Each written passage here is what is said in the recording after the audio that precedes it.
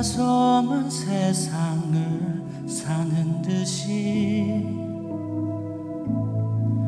주가 멀어 보이기만 할 때 우리는 바라보아야 하네. 우리에게 오셨던 그 주님을.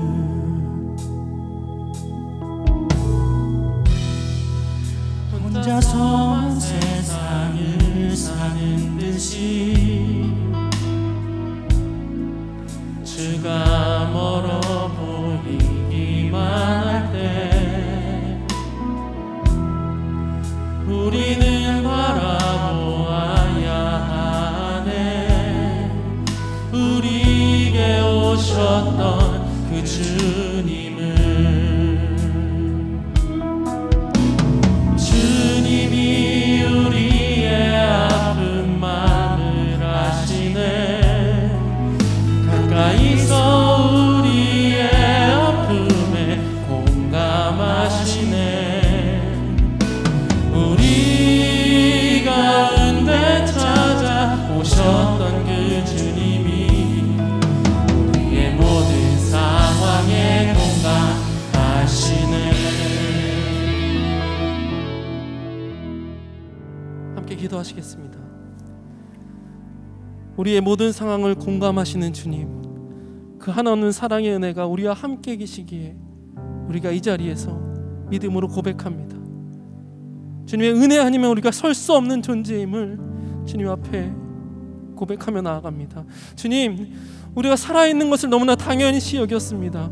우리의 모든 순간이 지속되고 있는 하나님의 은혜인데 그것을 잊고 살았습니다. 주님, 우리가 다시 한번 주님의 은혜가 다스리는 삶을 살아가기 원하오니 예배 가운데 우리를 구속하신 예수 그리스도의 사랑 안에서 은혜의 삶을 따르기로 결단하는 시간 되게 하여 주시옵소서. 반복되는 시작과 멈춤의 시간이 우리를 힘들게 하지만 모든 것이 사라져도 결코 변하지 않는 하나님의 사랑이 우리와 함께하고 있다는 것을 기억하게 하시고 우리의 모든 상황을 공감하시는 하나님의 은혜를 발견하는 시간 되게 하여 주시옵소서. 말씀으로 강단에 서신 목사님을 강건하게 붙들어 주시고 주님을 향한 정직한 고백을 통해 우리의 마음에 부딪힘이 일어나는 시간 되게 하여 주시옵소서. 이 모든 말씀 은혜 위에 은혜 되신 예수 그리스도의 이름으로 기도하였습니다. 오늘 우리에게 주시는 하나님의 말씀은 요한복음 1장 15절에서 17절입니다. 요한복음 1장 15절에서 17절입니다.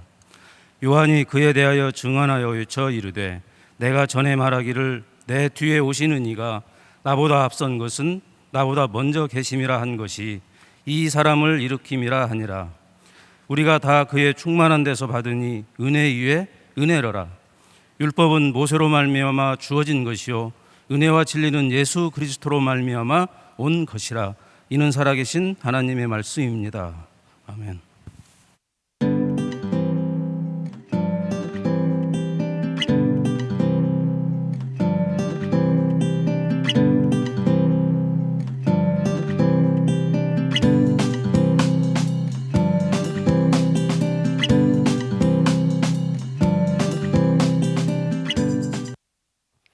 오늘 팔복 말씀을 마무리하는 팔복 그 이후 은혜가 다스리는 삶에 대한 말씀을 나누려고 합니다. 예배 시작할 때부터 은혜에 대한 찬양들을 계속했고요. 저는 제 속에 임하는 하나님의 은혜를 우리 교인들과 함께 고백해야 되겠다, 이런 마음을 가지고 있습니다. 팔복 말씀을 마무리하면서 우리들이 정리해야 될 것, 이 팔복 말씀이 우리들에게 진짜 복인가? 너무 힘든 말씀인데 하나님의 은혜가 우리를 다스리지 않는다면 팔복의 말씀은 우리들에게 복도 아니고 어쩌면 우리를 무척 힘들게 하는 일일지 몰라요. 팔복 말씀을 여러분들과 함께 지난 9주 동안 나누면서 제가 참 많이 했던 이야기가 있죠. 이 팔복 말씀은 하나님의 다스림이 우리들 가운데 임하는 것이다. 하나님의 역사가 우리들 가운데 임하는 것이다. 오늘 말씀 은혜가 다스리는 삶과 오늘 본문 말씀에 나오는 주인공 세례 요한이 참 뜬금없이 연결이 되지 않는 것 같기도 합니다. 그러면 세례 요한 잘 아시죠? 세례 요한에 대한 이야기는 성경에 그렇게 많이 나와 있지 않습니다. 그런데 짧게 나와 있는 세례 요한의 그의 인생의 모습 가운데서 우리는 우리들이 생각하는 복이라고 하는 것보다 어쩌면 고난에 가까운 그의 삶을 우리들이 바라보게 됩니다. 그런데 이 세례 요한의 이야기들을, 이 짧은 이야기들을 바라보며 저에게 떠오른 것은 세례 요한의 삶 가운데 은혜가 다스리는 삶이 있었다는 거예요. 하나님의 은혜를 그가 깨닫는 순간 우리는 세례 요한의 삶을 복되구나라고 이야기할 수 있다는 거예요. 어떤 것이 세례 요한의 삶에서 은혜스러운 것이었을까요? 저는 무엇보다 세례 요한의 고백 가운데서 그는 하나님께서 그에게 주어진 삶, 광야에서 복음을 전하는 그의 삶에 대하여 그는 받아들이고 하나님이 주신 사명으로 그는 겸손의 은혜를 입었던 사람이구나. 또 하나 세례 요한은 그의 앞에 오시는 예수님, 선지자 메시아에 대하여 질시하거나 시기하는 것이 아니라 하나님께서 나를 앞서 보내신 그 이유에 대하여 하나님의 영광을 위하여 살았던 그의 삶을 바라보면 그가 정말 은혜 가운데 사로잡혀 있구나라는 생각을 하게 됩니다. 오늘 본문 말씀 요한복음 1장 15절에 이렇게 이야기해요. 요한이 그에 대하여 증언하여, 그가 누구예요? 예수님에 대하여 증언하여 외쳐 이르되 내가 전에 말하기를 내 뒤에 오시는 이가 나보다 앞선 것은 나보다 먼저 계심이라 한 것이 이 사람을 가리킴이라 하니라. 요한은 예언자로서의 삶을 가지고 와서 예수님에 대하여 증거했어요. 그런데요, 요한이 얼마나 답답했을까요? 분명히 증거하고 있는데 그분이 누군지 모르는 거예요. 사람들이 믿지 않는 거예요. 그 메시아가 누구냐는 거예요. 그런데 그가 전했던 메시아가 지금 요한이 바라보니 그분이 내 옆에 계신 거예요. 아마 요한이 느꼈던 그 은혜, 광야에서 복음을 전하면서 어쩌면 그가 참 힘들게 약대 털옷을 입고 석청을 먹으며 살아가던, 내가 메시아를 전한다고 했는데 그분이 누구인지 어디인지 몰랐던 그에게 이분이 여기에 계시구나 라는 것을 느꼈을 때 그에게 그게 얼마나 큰 은혜였을까. 제가 복에 대한 설교를 하면서 8번 여러분들과 이 말씀을 나누고 9번, 10번째 오늘 말씀을 나누면서 복에 대한 이야기를 그렇게 했는데 그 복이 우리들에게 그렇게 큰 복처럼 느껴지지 않는, 어떻게 이 세상을 살아가면서 그렇게 온유하고 청결하고 이 8가지 복들이 우리들에게 진짜 복인가 라고 생각하고 말씀을 듣고 살아왔는데 오늘 우리들의 모습을 보니 그 복이 우리들에게 흠뻑 젖어 있는 거예요. 하나님께서 나에게 이렇게 채우셨고 내가 이렇게 복된 삶을 살아가고 있구나. 저는 사도 바울을 참 좋아합니다. 그의 신앙의 고백, 그가 성도들에게 했던 이야기들, 사도 바울은 정말 정직하게 그의 삶의 고백을 많이 했던 것 같아요. 로마서 8장 1절과 2절에 사도 바울이 이렇게 얘기해요. 그러므로 이제 그리스도 예수 안에 있는 자에게는 결코 정죄함이 없나니 이는 그리스도 예수 안에 있는 생명의 성령의 법이 죄와 사망의 법에서 너를 해방하였습니다. 제가 여러분들에게 자주 하는 이야기죠. 말씀을 우리들이 읽을 때, 묵상할 때 감정이입을 해서 그 사람의 귀로 들어가서 한번 말씀을 들어보자. 사도 바울이요, 하나님을 전하는 사도로 그의 삶을 전적으로 하나님에 의탁하고 살아갔는데 그에게 늘 고민이 있었던 거예요. 하나님 부르셨는데 그가 하나님의 은혜를 고백하고 살아가는 것이 그렇게 쉽지 않았던 거예요. 왜? 그에게 늘 죄책감이 있었던 거예요. 그에게 어두운 구석이 있었던 거예요. 그런데 어느 날 사도 바울에게 이런 고백이 찾아온 거예요. 어느 날 내가 바라보니 예수 안에 있는 나에게 결코 정죄함이 없고 예수 안에 있는 나에게 생명의 성령의 법이 죄와 사망의 법에서 나를 해방하였느니라. 이 고백을 하는 순간 그의 삶의 은혜에 다스림이 임하는 거죠. 오늘 본문 말씀 가운데 참 기가 막힌 단어가 하나 있죠. 은혜 위에 은혜. 돌아가신 김우영 목사님이 은혜 위에 은혜라고 하는 말을 참 좋아하셨고 이런 설교도 하셨던 기억이 나요. 은혜 위에 은혜, 이게 무슨 말일까? 여러 성경을 봤어요. 은혜 위에 은혜를 어떻게 표현하고 있을까? 공동 번역 성경에 보니까 은혜를 받고 또 받았습니다 이렇게 표현을 했고요. 또 다른 성경에서는 은혜 대신에 또 다른 은혜를 받았습니다 이렇게 표현을 하고 있고요. 영어 성경의 NIV 성경에서는 one blessing after another, 뭐 똑같은 말이에요. 하나의 은혜가 오고 그 다음에 또 은혜가 온다. 이 은혜 위에 은혜라고 하는 것은 그 은혜가 우리들에게 지속적으로 오고 있다는 거야. 어떤 사람이 참 멋진 이미지를 이야기했더라고요. 바닷가에 나가서 보면 이렇게 파도가 이렇게 칩니다. 여러분, 잔잔한 이 모래사장에 파도가 이렇게 오잖아요. 여러분들은 어떻게 생각하는지 모르지만 저는 파도가 오는 걸 보면서 참 신기하더라고요. 이렇게 파도가 오고 그리고 또 와요. 그리고 또 와요. 파도가 오는 것이 그치지 않고 계속해서 파도가 밀려옵니다. 은혜 위에 은혜. 하나님께서 우리들의 삶에 은혜를 베푸실 때 한 번으로 그쳐진 그 은혜가 아니라 그 파도를 치고 또 파도를 치며 계속해서 밀려오는 그 파도처럼 은혜 위에 은혜. 세례 요한에게 있어서 그 은혜의 충만함이 무엇이었냐면, 그가 메시아를 기다리면서 광야에서 약대 털옷을 입고 그가 예수님 메시아에게서 메시아를 전하고 있을 때 그에게 찾아온 것이 뭐였냐면 은혜 위에 은혜였어요. 예수님께서 여기에 오셔서 내가 전하던 그분이 여기에 있다. 그리고 그는 은혜 위에 은혜를 고백하고 있었어요.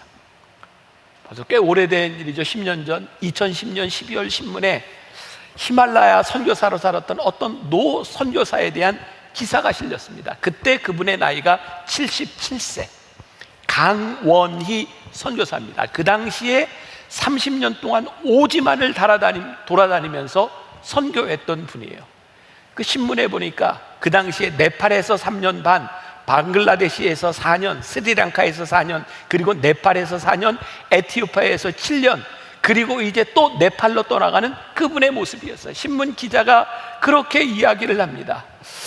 이분의 모습을 보니 얼마나 평안한지 모르겠다고. 근데 이분은 하나님의 은혜를 거부할 수가 없어서 하나님의 은혜로 이분이 선교사로 나가게 되었고, 지금까지 그분이 사역을 하고 있는 거예요. 저는 그분의 얼굴을 바라보면서 그냥 그런 생각이 들었어요. 거부할 수 없는 하나님의 은혜로 은혜의 삶을 살아가는 그분의 모습이 참 멋지며 세례 요한의 모습이 오버랩 되었어요. 광야에서 복음을 전하던 은혜 위에 은혜를 이야기하던 그분의 모습이 저에게 오버랩이 되었어요. 팔복 말씀을 나누는 중에 제가 계속해서 강조했던 것이 있어요. 뭐뭐 하는 자는 복이 있나니 이것이 복이다. 그런데 제가 그런 얘기를 끊임없이 했죠. 사실은 우리들에게 이것을 받아서 복이 아니라 이렇게 사는 것 자체가 복이다. 은혜가 다스리는 삶을 사는 것 자체가 우리들에게 복이다. 요즘 개봉된 영화 중에 1위를 달리고 있는 터넷이라고 하는 영화가 있습니다. 신문에 그런 기사가 났더라고요. 이 영화의 주인공이 존 데이빗 워싱턴이라고 하는 사람인데요, 사실은 이 사람보다 이 사람의 아버지가 유명합니다. 덴젤 워싱턴이라고. 흑인으로 유일하게 아카데미 주연상을 2번이나 받은 사람입니다. 그 아들 데이빗은, 존 데이빗은 본래 미식축구 선수였고요, 아킬레스건을 다쳐서 운동을 더 할 수 없는 상황 가운데서 영화배우가 되기로 결심을 하고 아버지가 누구인지를 숨기고 많은 오디션 끝에 지금 주연 배우로 자리를 잡은 사람입니다. 제가 덴젤 워싱턴을 굉장히 좋아하는 것은 그의 연기도 제가 참 좋아하고 그의 인상을 참 좋아하는데, 저는 몰랐어요. 덴젤 워싱턴이 3번 정도 성령 체험을 하고 난 후에 그가 했던 간증들이 신문에 실린 걸 보았어요. 그런데 요번에 그 아들을 바라보며, 저 영화의 주연을 맡은 아들을 바라보며 아버지가 이런 조언을 했다 그래요. 신문에 나온 기사입니다. 노력이 성공을 보상해 주는 것은 아니다. 하지만 노력하지 않으면 성공할 수 없다는 것만은 확실하다. 굉장히 멋진 표현입니다. 노력이 성공을 보장해 주는 것은 아니다. 하지만 노력하지 않으면 성공할 수 없다는 것만은 확실하다. 저는 이 말 속에서 덴젤 워싱턴이 그 아들에게 너 성공해라 이런 이야기를 하고 있는 것이 아니라 네가 노력하는 것이 귀하다, 지금 그런 이야기를 하고 있는 거예요. 네가 가치 있는 삶을 살아가는 것, 네 삶에 의미가 있는 것, 그것이 복되다. 네가 성공으로 보상을 받을 수도 있고 네가 성공으로 보상을 받지 못할 수도 있다. 그러나 너의 노력하는 그 삶이 가치 있다. 저는 오늘 예배를 드리고 있는 우리 그리스도인들, 우리 성도들을 향해 이런 말을 드리고 싶어요. 우리들에게 은혜 위에 은혜, 은혜가 다스리는 삶이 무엇일까? 무엇으로도 우리들이 대체할 수 없는, 우리들이 하나님의 은혜 가운데 살아가는 그 가치 있는 삶, 그것이 우리들에게 참 복되다. 조금 전에 나왔던 강원희 선교사님의 모습을 보면서, 그 사진을 보면서 저는 참 그냥 한마디로 이런 느낌을 가졌거든요. 얼굴이 참 은혜스럽다. 여러분들은 어떤 느낌을 가지고 계시는지 모르지만 그 덴젤 워싱턴의 얼굴을 바라보며 제가 느낌도 그런 거예요. 참 은혜스럽다. 저에게 그런 소원이 있어요. 설교하는 제 모습, 이렇게 비춰지는 여기저기 나오는 제 모습을 바라보면서 목사님 얼굴이 참 은혜스럽군요. 저에게 제일 큰 축복의 말이 있다면 목사님 참 은혜스럽군요. 오늘 예배를 드리고 있는 우리 성도들을 향해서 누군가가 하나님을 믿지 않는 사람이 아닌 우리 믿음의 동료들이 우리를 바라보며 참 은혜스럽군요. 그 표정이 은혜스럽고 그 삶이 은혜스럽고 우리가 은혜의 다스림 가운데 있군요 라고 하는 말을 듣는다는 것이 우리들에게 얼마나 큰 축복일까. 자, 이제 우리가 은혜 안에 산다고 하는 것을 생각해 보면 좋을 것 같습니다. 오늘 말씀 요한복음 1장 16절과 17절 다시 한번 봅니다. 우리가 다 그의 충만한 데에서 받으니 은혜 위에 은혜로라. 율법은 모세로 말미암아 주어진 것이요 은혜와 진리는 예수 그리스도로 말미암아 온 것이라. 제가 이 코로나 시기를 지나가며 하나님께서 저에게 주시던 잉여 시간, 저에게 주어진 시간들을 통해서 저는 목회 30여 년 만에 정말 가장 많은 시간을 깊이 말씀을 준비하고 말씀을 묵상하는 시간을 갖게 된 것 같아요. 그리고 하나님께서 저에게 분명히 깨닫게 하신 것 중에 하나가, 예수님이 끊임없이 우리들에게 말씀하시는 것 중에 하나가, 너희가 율법 아래 살지 말고 너희들이 은혜 안에 살았으면 좋겠다. 주님이 우리들에게 끊임없이 그 은혜에 대한 말씀을 우리들에게 이야기하고 있더라. 우리가 다 그의 충만한 데서 받으니 은혜 위에 은혜로라. 이게 똑같은 말인데요. 충만하다라고 하는 말이 NIV 성경에 보면 fullness라고 되어 있어요. 충만한, 똑같은 표현인데요. 충만하다. 충만하다. 그 요한이 느꼈던 그 광야 가운데서 그가 느꼈던 그 은혜가 어떤 은혜인지 아세요? 충만한 은혜였어요. 그 충만함으로 인하여 그는 은혜 위에 은혜를 고백하고 있거든요. 참 멋진 비유가 될 것 같아요. 옛날 집에는요 대개 그 우물들이 있었잖아요. 잘 사는 집은 우물이 그 집 안에 있고, 좀 어려운 집들은 공동 우물을 쓰고, 어떤 집에 마당 한가운데 우물이 있는데 이제 그 우물물을 털 길어서 부엌에 가서 이제 양동이에다 이렇게 담아놓고 써야 되는 거예요. 한 번은 한 양동이가 이렇게 불평을 했답니다. 아무리 물을 퍼 담으면 뭐해, 10걸음도 못 가서 물통에 부어버리고 나는 하나도 남는 게 없는데, 근데 한 양동이는 이렇게 이야기를 하는 거예요. 참 이상하지? 나는 10걸음만 옮기면 다시 물이 채워져. 저 여러분들 이 얘기에 좀 감동 좀 하라고 얘기했는데, 어떤 양동이는요 10걸음만 걸어보면 다 비워지는 그 양동이가 있고요, 어떤 양동이는요 비워진 양동이가 10걸음만 지나가면 다시 채워지는 은혜를 경험해요. 여러분, 충만한 데서 우리가 받은 은혜 위에 은혜가 무엇일까요? 우리가 지금 이 똑같은 시대를 살아가고 코로나로 인하여 우리들이 지금까지 경험해보지 못했던 정말 팍팍한 인생을 살아가는데요, 내 인생이 비워지는 것을 경험하는 것이 아니라 이 비워진 인생을 오늘도 채우시는 하나님의 은혜가 내 속에 고백되는 거예요. fullness. 그의 은혜가 얼마나 충만한지 은혜 위에 은혜가 우리들에게 임하고 있는 거예요.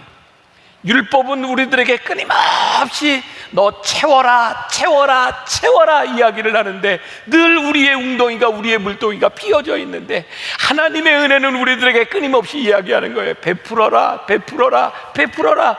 그런데 놀랍게도 우리의 양동이가 채워져 있는 거예요.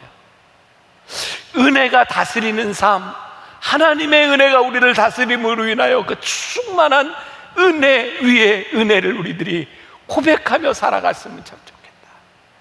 유명한 테레사 수녀의 이야기입니다. 벵갈이라고 하는 지역에서 한 신학교에서 강연을 하고 난 후에 있었던 일이에요. 한 수녀가 테레사 수녀에게 이렇게 질문을 던졌습니다. 테레사 수녀님, 당신은 가난한 이들에게 모든 것을 공짜로 주어서 그들을 버릇없는 사람으로 만들고 있습니다. 청중이 그 질문에 대하여 어떤 대답이 나올까 숨을 죽인 채 쳐다보고 있을 때, 그때 테레사 수녀는 이렇게 말을 합니다. 사람들을 버릇없게 만드신 분이 있다면 하나님을 따를 수가 없을 것입니다. 여러분 가운데 많은 분들이 안경을 쓰지 않고도 잘 볼 수 있습니다. 하나님께서 공짜로 여러분들에게 시력을 주셨기 때문입니다. 만일 하나님께서 여러분들이 세상을 볼 수 있는 시력을 주신 것에 대해 돈을 지불하라고 한다면 얼마나 많은 사람들이 많은 돈을 내어야 하겠습니까? 뿐만 아니라 대기에 있는 산소를 공짜로 주셨기 때문에 우리는 아무것도 값을 치르지 않고 마음껏 숨을 쉴 수 있습니다. 만일 하나님께서 너희가 4시간 일하니 2시간 동안 햇볕을 주시겠다고 말씀하신다면 이 세상에 어떤 일이 일어나겠습니까? 우리가 흔히 하는 이야기입니다. 누군가를 바라보며 우리가 저 사람에게 은혜를 베풀면, 저 사람을 도와주면 우리들이 저 사람을 망가뜨리는 것 아니야? 버릇없이 만드는 것 아니야? 누군가에게 은혜를 베풀 때 우리는 버릇없이 만든다고 생각하며 사실은 우리를 가장 버릇없이 만들어버린 하나님의 은혜를 우리들이 잊고 살아갈 때가 너무 많은 거예요. 하나님이 우리들에게 충만한 데서 주신 은혜 위에 은혜를 우리들이 은혜로 고백하지 못하고 늘 비워진 양동이처럼 그렇게 살아가는 것은 아닙니다. 율법은 모세에게 주어져서 늘 금지를 이야기해요. 주님은 우리들에게 늘 은혜를 말씀하세요. 은혜는 한없는 사랑을 우리들에게 말씀하고 있어요. 그 충만한 데서 우리가 받으니 그것이 은혜 위에 은혜로라. 그것이 우리들에게 고백될 때 그것이 비로소 우리들에게 은혜가 돼요. 기독교의 유명한 작가 가운데 보함이라고 하는 사람이 자기에게 아주 큰 영향을 주었던 한 사건을 이렇게 기록하고 있습니다. 제가 좀 읽어드리겠습니다. 내가 아직 청년이었을 때 나는 친구의 집에서 그 친구와 함께 보낸 적이 있었다. 나는 그 집에 처음 갔었고 그 친구는 나에게 응접실 건너편에 있는 방은 출입 금지이기 때문에 그쪽으로는 절대로 가지 말라고 주의를 주었다. 아무도 그 방에 들어갈 수 없다는 그의 말을 따라서 나는 그 방에 가지 않았다. 그러던 어느 날 밤중에 내가 잠이 깼는데 그때 출입금지된 방에서 인기척 소리가 났다. 방문을 조금 열고 밖을 내다보니 그 방문이 조금 열려 있었고 침대 위에 한 어린 소년이 누워 있었다. 그 소년은 정신병으로 아무것도 깨달을 수 없는 소년이었다. 그 소년이 누운 침대 옆에 친구의 어머니가 무릎을 꿇고 앉아서 침대에 누워있는 소년을 쓰다듬으며 말하고 있었다. 나는 그때 흐느끼면서 정신 이상인 자기 아들에게 속삭이던 그 어머니의 말을 결코 잊을 수 없다. 나는 너를 세상에 태어나게 했고 너에게 생명을 주었다. 나는 너에게 먹을 것도 주며 너의 모든 것을 사랑하고 지켜주고 있단다. 그런데 너는 내 사랑을 알지 못하는구나. 그 어머니의 고민은 사랑 없음 때문이 아니라 사랑하기 때문에 오는 고민이었어요. 모든 것을 아낌없이 주었으나 자식은 아직도 아무것도 깨닫지 못하는 일방적인 사랑의 고민을 그 어머니는 하고 있었던 거예요. 저는 오늘 은혜 위에 은혜, 하나님의 사랑을 생각하며 하나님의 고민이 여기에 있지 않을까. 우리들에게 부으시는 은혜와 사랑을 우리들이 깨닫지 못하고 거부하는 것에 대하여 하나님의 아픔과 하나님의 고민이 거기 있지 않을까. 세례 요한이 은혜 위에 은혜를 고백했을 때 이분이 예수 그리스도시요, 내가 전하고 여러분들에게 말하고 싶었던 그분이 예수 그리스도시요, 그분이 여기 계십니다라고 말할 때 내 삶의 은혜 위에 은혜를 고백했던 것처럼, 오늘 우리 성도들이 예배를 드리며 주님, 우리를 위해 십자가를 진 그 주님이 지금 내 옆에 나와 함께 계시며 이곳에 현존하고 계시고 내 삶을 붙잡아주고 계심을 내가 이렇게 깨닫게 되었으니 이것이 은혜임을 고백합니다. 은혜 위에 은혜입니다. 그때 은혜의 다스림이 우리 가운데 임하고 있는 것이 아닐까. 오늘 말씀의 결론을 맺어가려고 해요. 우리가 은혜 가운데 살지 못하면 우리는 이 세상에서 참 무기력하게 살아갈 수밖에 없어요. 아니, 우리가 은혜를 알아야, 은혜 위에 은혜를 고백해야 이 세상 속에서 우리는 힘을 얻고 살아갈 수 있어요. 하나님의 은혜를 누리고 하나님의 은혜를 고백하고 은혜 위에 은혜를 이야기하는 것은 우리들의 삶에 너무나 신비로운 일이죠. 몇 년 전 저희 교회에서 이제 어려운 교회 사모님들 영성훈련을 이렇게 인도할 때였어요. 한 그룹의 사모님들이 나와서 자기 조를 이렇게 소개하고 조의 이름도 짓고 할 때였는데, 그분들이 굉장히 독특하게 자기들을 소개했어요. 혹시 여러분들 만화영화 캔디를 아시나요? 아, 이것도 라떼는 막 이렇게 옛날 이야기 같은데 젊은 애들은 모를 수 있죠. 캔디라고 하는 만화영화 주인공이 있죠. 외로워도 슬퍼도 나는 안 울어. 아세요? 아는 사람 따라해보세요. 외로워도 슬퍼도 나는 안 울어. 웃고 웃고 또 웃지 왜 울기는 왜 울어. 안다고 가정하고, 이 사람들이요, 외로워도 슬퍼도 나는 안 울어 할 때 한 분이 왜 그러더라고요. 그랬더니 이분들이 다 대답을 해요. 예수님 때문에. 외로워도 슬퍼도 나는 안 울어. 왜? 예수님 때문에. 외로워도 슬퍼도 나는 안 울어. 그리고 그 영성훈련에서 한 사모님이 이런 고백을 했어요. 이 사모님은 목사님의 딸로 자라났고요, 늘 개척교회로 어렵게 목회하는 부모님을 바라보며 자신이 너무너무 불행하다고 생각한 거예요. 그리고 이 사모님은 마음에 결심해서 나는 절대로 사모가 되지 않을 거야. 그리고 25살이 되었을 때 처음으로 연애를 하게 되었고, 신학교를 다니지 않고 일반 대학을 나눠서 직장에 다니는 한 남자와 결혼을 하게 되었어요. 이제 사모가 될 일이 없는 거예요. 근데 몇 년 지났을 때 직장을 잘 다니고 있던 남편이 신학을 하겠다고, 목회를 하겠다고, 그리고 목회자인 자기 부모님과도 다 합의를 한 거예요. 문제는 자기 자신에게 생긴 거죠. 다 동의를 했는데 어느 날 어머니가 자신에게 앞으로 너는 어떻게 할 거야? 라고 물었을 때 이 사모님은 이렇게 얘기했대요. 엄마는 왜 나에게 십자가를 지라고 해? 그때 사모님이었던 어머니가 이렇게 대답을 했답니다. 딸아, 엄마는 한 번도 사모를 하면서 이게 십자가라고 생각해 본 적이 없어. 엄마는 예수님의 사랑 때문에 늘 행복했어. 이 말 한마디가 그 딸의 삶을 바꾸어 주었대요. 생활이 어렵다고 우리 엄마는 한 번도 불행하다고 생각하지 않았는데 나는 왜 어머니를 불행하다고 생각했을까? 엄마는 늘 은혜 가운데 살고 있었는데 나는 왜 그 은혜를 누리지 못하고 살았을까? 오늘 이 말씀을 준비하는 중에 그런 생각이 들었어요. 오늘날 한국 교회 안에서 우리가 하나님의 은혜를 발견하기도 힘들고 말하기도 힘들고 하나님의 은혜를 고백하는 소리가 참 듣기 힘들어졌구나.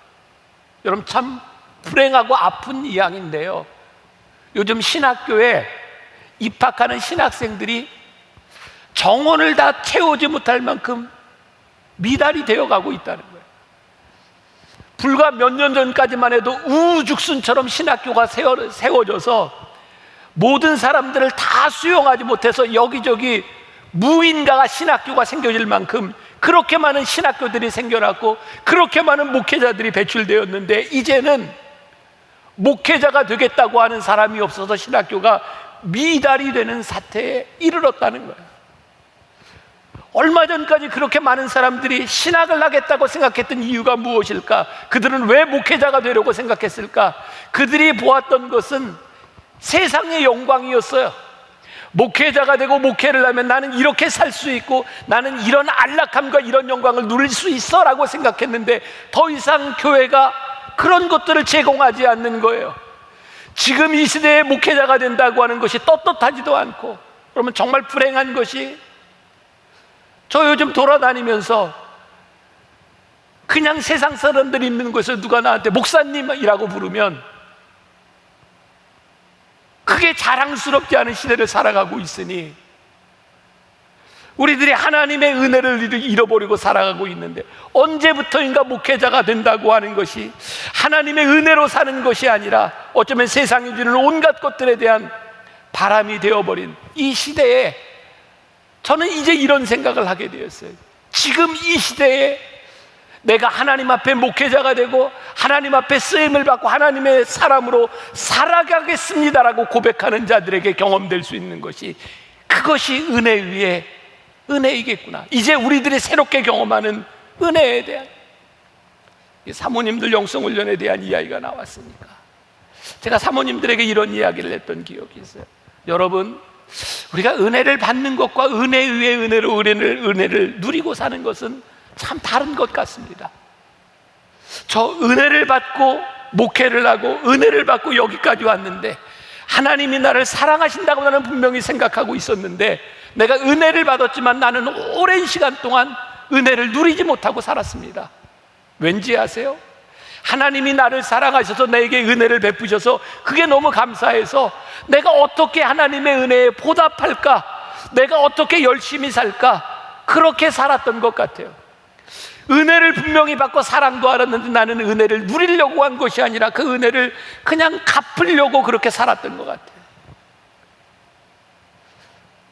되게 참 아프고 힘들었던 시간이 아니었더라면 저는 은혜를 누린다고 하는 것을 저는 이해하지 못했을 것 같아요. 그리고 어려운 교회 사모님들에게 저는 이렇게 이야기했을 것 같아요. 여러분, 우리가 하나님의 은혜를 입었으니 하나님의 은혜를 갚기 위해서 열심히 삽시다. 그리고 여러분들도 멋진 교회 목회를 한번 해보십시오.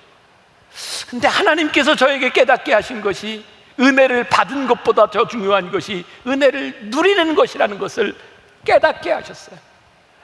내가 은혜를 받고 하나님께 은혜를 갚으려고 하는 것보다 네가 은혜를 받았으니 나와 함께 이 길을 가자고 하나님과 함께 그 길을 가는 것이 나에게 정말 은혜라는 것을 깨닫게 됐어요. 아, 내가 하나님의 은혜를 갚는 게 중요한 것이 아니라 하나님의 은혜를 누리고 하나님과 함께 동행하는 것이, 그것이 우리들에게 중요한 일이구나. 오래전이 됐죠. 사랑의 교회 옥하는 목사님이 돌아가시고 난 다음에 제가 여의도 순복음교회 조용기 목사님과 함께 식사할 수 있는 시간이 있었어요. 조 목사님이 옥하는 목사님을 보면서 늘 안타까운 마음을 가지고 계셨어요. 옥하는 목사는 병을 알면서 늘 그 병이 하나님의 선물이라고 얘기했어. 그러니 그걸 선물로 알았으니 옥 목사는 하나님께 고쳐달라고 기도하지 않고 그냥 그 병을 가지고 있다가 일찍 죽었어. 나는 병이 찾아왔을 때 하나님께 이렇게 기도했어. 하나님의 은혜로 내가 이 병과 싸워서 이길 수 있다고, 하나님이 나에게 이런 믿음을 주셨다고 그렇게 생각하고 싸웠고 나는 이겼어. 그때 제가 이런 생각을 했어요. 하나님께서 주신 이 병이 선물이라고 생각한다면 그 병 중에서도 하나님과 함께 동행하는 은혜가 있었을 것이고, 이 병 가운데 하나님이 낫게 하는 것이 하나님의 은혜라고 생각한다면 이 치열한 투병 가운데서 함께 하시는 하나님의 은혜를 경험할 텐데, 문제는 병을 은혜로 생각하지 못하고 비참하게 죽어가는 것이고, 문제는 낫게 하시고자 하는 하나님의 뜻과 은혜를 알지 못하니 고통 가운데 싸움만 있는 것이 우리들의 문제고, 하나님의 은혜가 우리 가운데 은혜 위에 은혜가 있다면 우리의 인생이 참 놀랍게 달라질 수 있을 텐데. 야고보서 4장 14절에 이런 말씀이 있어요.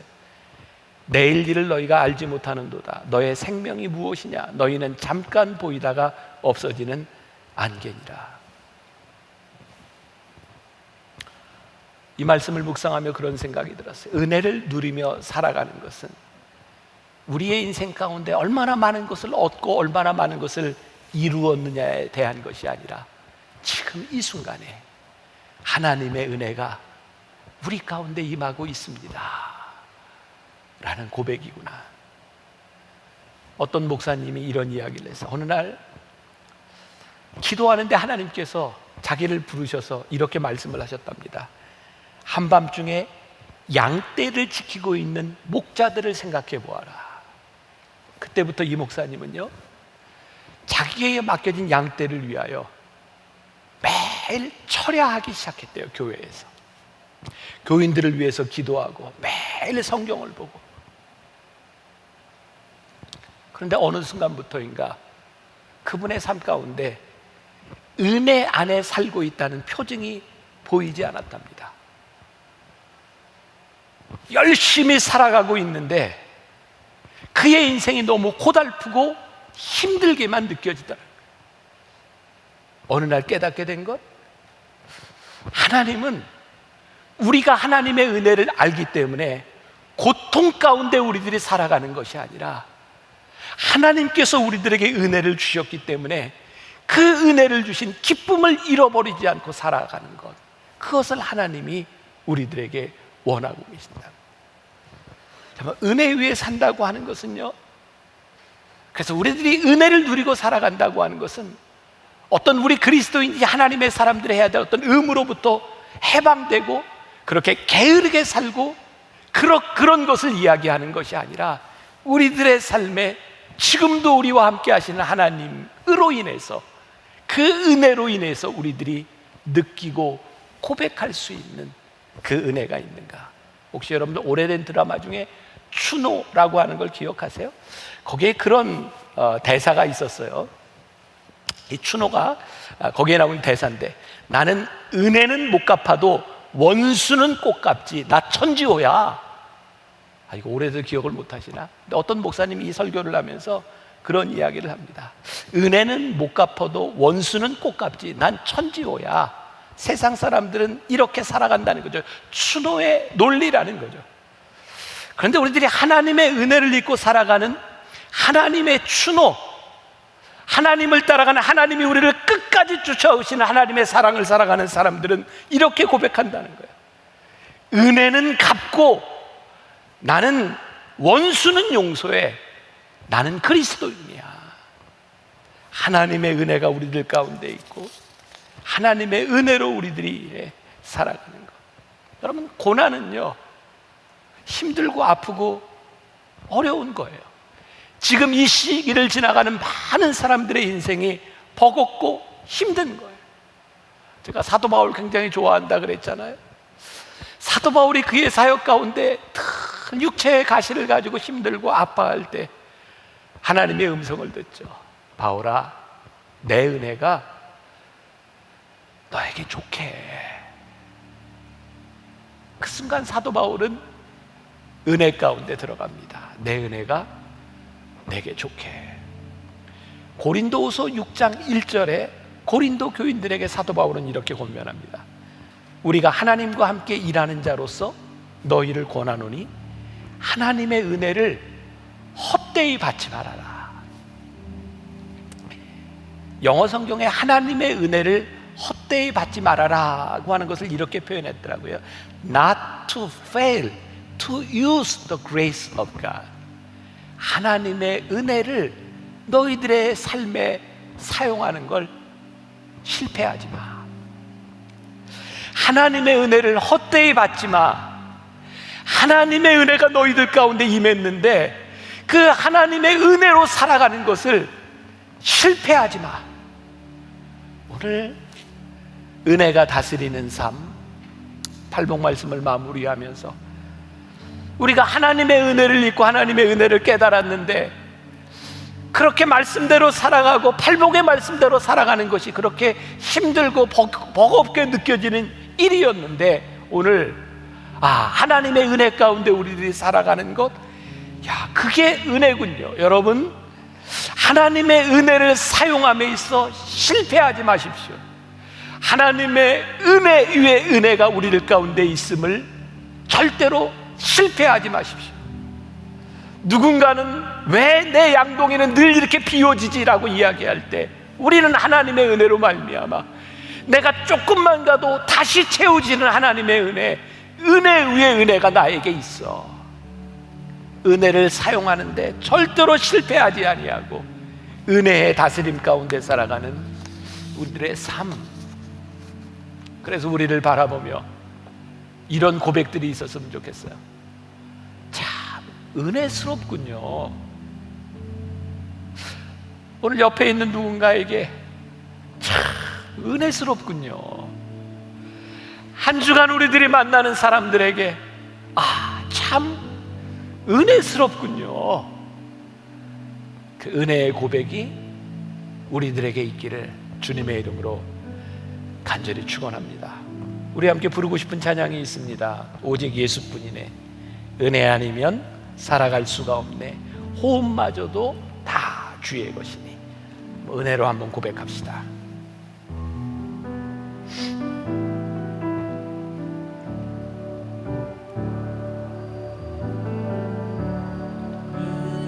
아니면 살아갈 수가 없네. 호흡마저도 주의 것이니.